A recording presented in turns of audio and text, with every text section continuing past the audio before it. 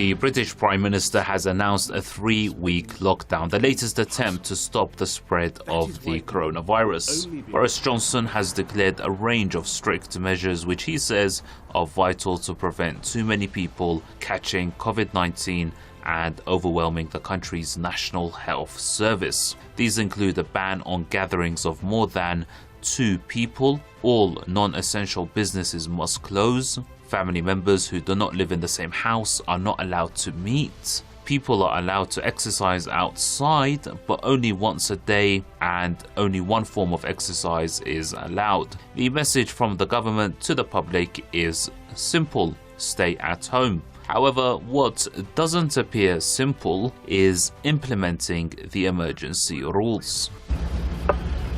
Guys, you can't stay on the green. Can you all go home?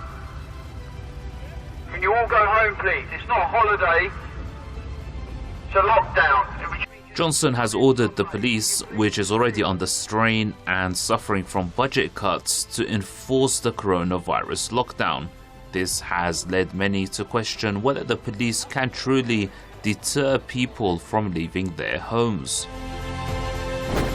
The big danger that we're facing, I think increasing numbers of people feel, is that subsequent governments over many years have underprepared us for a shock of this kind with the adjustments they've taken in the economy, but also that since this crisis really landed a few weeks ago, the British government has been found to be very unreactive to the serious nature of the situation, to have underestimated the extent of the crisis. Since 2010, government cuts have seen 20,000 less police officers patrolling the streets. Meanwhile, according to British media, internal police estimates suggest that 1 in 10 officers is already self-isolating themselves because of the coronavirus or has taken sick leave. Speaking to British media, one former chief constable of Greater Manchester Police says the police can't achieve a degree of presence in every community. This is on top of the police force's regular duties, such as the ever-growing emergency calls they must attend to.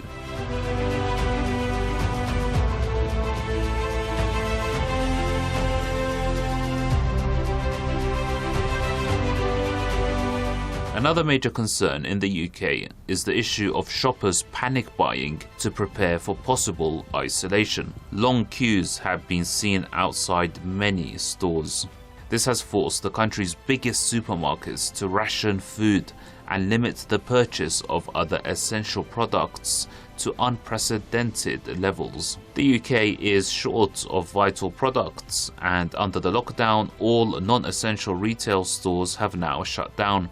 The fear is that this could lead to looting and rioting as previously seen in the country.